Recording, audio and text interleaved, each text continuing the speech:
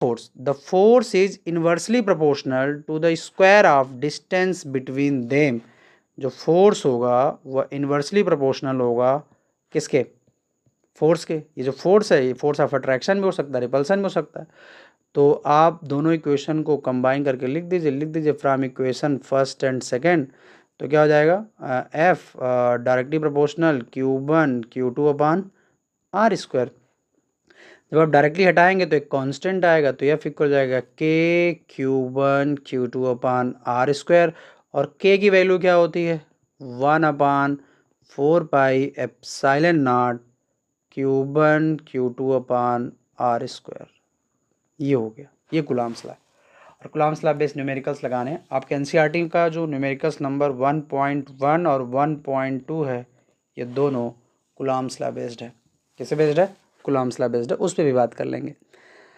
अब समझिएगा, इसकी जो मैथमेटिकल वैल्यू होती है वो होती है 9 × 10⁹ किसकी, 1/4πε0 की जो मैथमेटिकल वैल्यू होती है वो कितनी होती है, 9 × 10⁹। ये 9 × 10⁹ आता कहाँ से है, तो आप सिंपल सा कर सकते हैं। आप देखिएगा यहाँ पे है 4, तो 4 हो गया, पाई की वैल्यू कितनी है 3.14। और ये एप्सिलॉन नॉट क्या है, permittivity of free space. Epsilon not को क्या बोलते हैं, परमिटिविटी ऑफ फ्री स्पेस। और इस पे अगले बाई लेक्चर पे हम प्रॉपर बात करेंगे कि ये परमिटिविटी ऑफ फ्री स्पेस क्या होता है, इसका इम्पैक्ट क्या होता है, ये काम कैसे करता है, ठीक है, वैल्यू क्या होती है।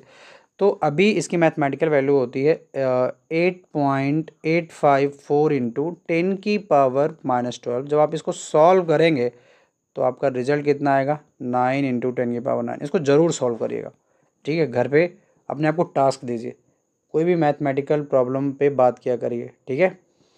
चलिए अब आगे है लिमिटेशन, ठीक है। अगली हेडिंग क्या है, लिमिटेशन। तो Coulomb's law valid only for a point charge, ठीक है।